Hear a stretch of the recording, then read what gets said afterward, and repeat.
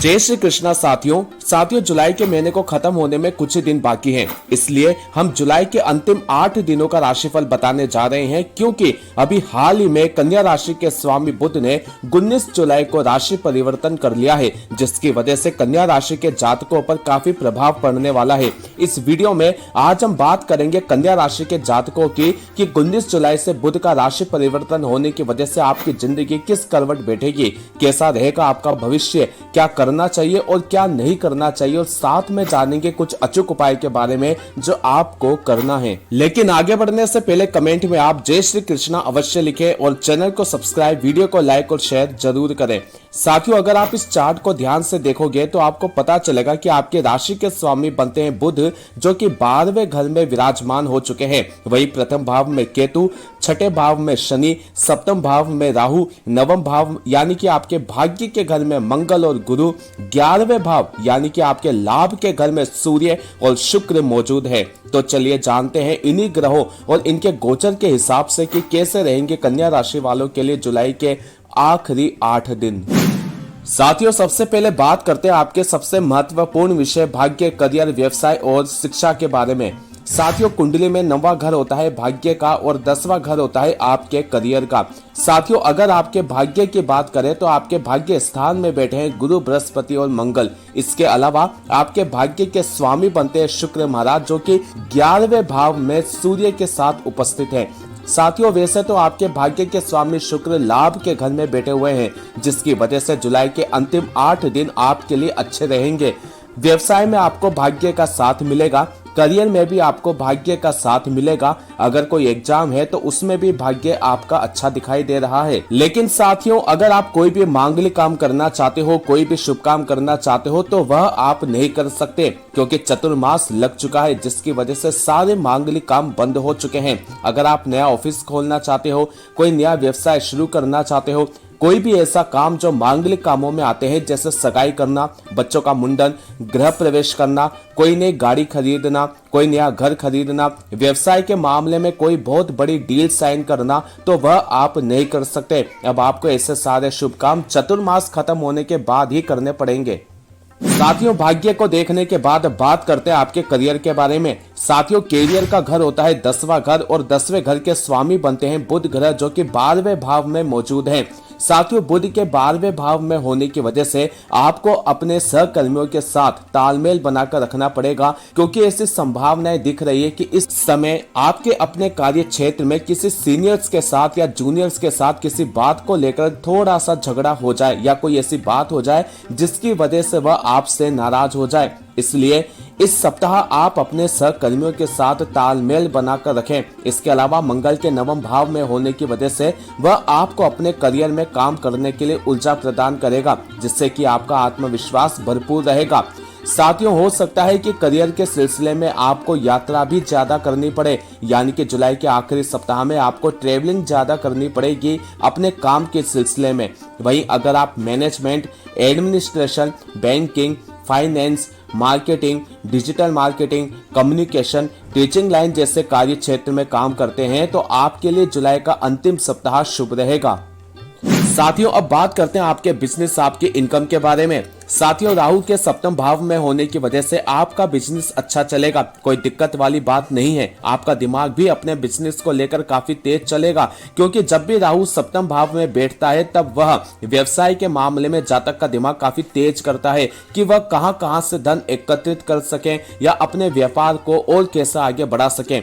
इसके अलावा आपके भाग्य के स्वामी शुक्र और सूर्य आपके 11वें भाव अर्थात धन भाव में बैठे हुए हैं, जिसकी वजह से आपकी डेली इनकम में वृद्धि होना शुरू हो जाएगी। आपके इनकम के नए नए स्रोत बनेंगे। अगर आप एक से ज्यादा व्यवसाय करते हो तो आपके लिए यह समय शुभ रहेगा, क्योंकि उन सभी जगह से आपको धन की प्राप्ति होगी। साथियों, अब जानते हैं आपकी शिक्षा, आपकी पढ़ाई लिखाई के बारे में। साथियों, ज्योतिष शास्त्र में पंचम भाव होता है आपकी पढ़ाई लिखाई का, आपकी शिक्षा का, और पंचम भाव के स्वामी बनते हैं शनि महाराज, जो कि इस महीने 6ठे भाव में विराजमान है। ऐसे तो कुंडली में 6ठा भाव अच्छा नहीं माना जाता, लेकिन शनि अपनी ही राशि में विराजमान है, जिसकी वजह से शनि विपरीत राजयोग बनाकर बैठे हुए हैं, अर्थात शनि आपके पंचम भाव पर शुभ दृष्टि रखे हुए हैं, जिसका मतलब यह है कि यह समय आपकी पढ़ाई लिखाई के लिए अच्छा रहेगा। इसके अलावा शनि आपके 12वें भाव को भी देख रहे हैं, जिसकी वजह से अगर आप बाहर जाकर पढ़ाई करना चाहते हो या फिर किसी कंपटीशन की तैयारी के लिए आप बाहर जाना चाहते हो या किसी चीज में आप पार्टिसिपेट करने के लिए बाहर जा रहे हो, तो आपके लिए जुलाई का आखिरी सप्ताह शुभ फलदायी रहेगा। इसके अलावा 3 शुभ ग्रहों की दृष्टि बुध, शुक्र और गुरु बृहस्पति की दृष्टि आपके पंचम भाव पर पड़ रही है, जिसका अर्थ यह है कि यह समय शिक्षा के मामले में आपके लिए बहुत ही शुभ है। वहीं जुलाई के आखिरी सप्ताह में अगर आपकी कोई परीक्षा है, कोई एग्जाम है, कोई इंटरव्यू है, तो भाग्य आपका साथ दे रहा है। इसके अलावा अगर आपका कोई सरकारी एग्जाम या फिर इंटरव्यू जुलाई के आखिरी सप्ताह में है, तो हो सकता है कि बुध के 12वें भाव में गोचर करने की वजह से आपका सेंटर आपके शहर से दूर आए, यानी कि आपको एक लंबी यात्रा करनी पड़े, क्योंकि 12वां घर यात्रा का घर होता है, जिसमें बुध ग्रह विराजमान है और उन पर शनि की दृष्टि है। इसलिए जो जातक विदेश में जाकर पढ़ाई करना चाहते हैं या अपने शहर से दूर जाकर पढ़ाई करना चाहते हैं किसी अन्य शहर में, तो आपके लिए यह समय सर्वश्रेष्ठ रहेगा। इसके अलावा मंगल के 9वें भाव में होने की वजह से वह आपको ऊर्जावान बनाए रखेंगे, आपको थकान नहीं होने देंगे, आपका एनर्जी लेवल हाई रहेगा और आपकी एकाग्रता, आपका कंसंट्रेशन लेवल बहुत ही अच्छा रहेगा। साथियों, बात करते हैं आपकी लव लाइफ के बारे में, आपके वैवाहिक जीवन, आपके घर परिवार के बारे में। साथियों, पंचम भाव आपके प्रेम प्यार का घर होता है और पंचम भाव के स्वामी शनिदेव इस महीने 6ठे भाव में उपस्थित हैं। साथियों, जुलाई के आखिरी सप्ताह में आपका लव रिलेशन ठीक ठाक रहेगा। शनि और बुध मिलकर षडाष्टक योग बना रहे हैं, जिसकी वजह से बीच बीच में ऐसा समय आएगा जब आप दोनों के बीच में अचानक से किसी बात को लेकर लड़ाई झगड़ा हो जाएगा। हालांकि गुरु के 9वें भाव में होने की वजह से झगड़ा आगे नहीं बढ़ेगा और सब सामान्य हो जाएगा। बस इसी बात को अगर छोड़ दिया जाए तो जुलाई के अंतिम दिन आपके लव रिलेशन के लिए अच्छे रहेंगे। आप दोनों की सोच विचार एक जैसे रहेंगे, यानी कि आपकी थिंकिंग एक जैसी रहेगी, आप एक दूसरे को सपोर्ट करते रहोगे।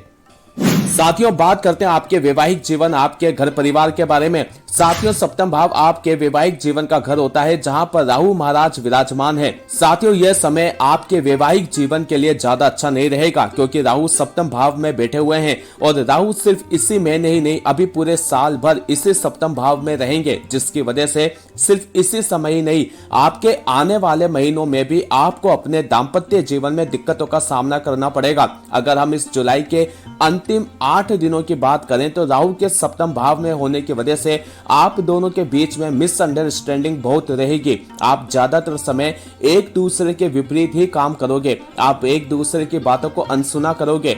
हालांकि गुरु आपके 9वें भाव में अवश्य बैठे हैं, जिसकी वजह से वह आप दोनों के बीच में मधुर संबंध बनाने की हर संभव कोशिश करेंगे, लेकिन फिर भी राहु का सप्तम भाव में होना बहुत ही खराब माना जाता है। यह अलगाव की स्थिति भी पैदा कर सकता है। यह भी हो सकता है कि राहु आपको आपके परिवार से दूर करने की भी कोशिश करे, अर्थात अगर आपकी सरकारी नौकरी है या आप किसी कंपनी में काम करते हो तो हो सकता है कि आपका ट्रांसफर किसी दूसरी जगह पर हो जाए, जिसकी वजह से आपको अपने परिवार को छोड़कर जाना पड़े, या अगर आप बिजनेस करते हो तो हो सकता है कि काम के सिलसिले में आपको बाहर की भी यात्रा करनी पड़े, जिसकी वजह से आप अपने परिवार को उचित समय नहीं दे पाओ।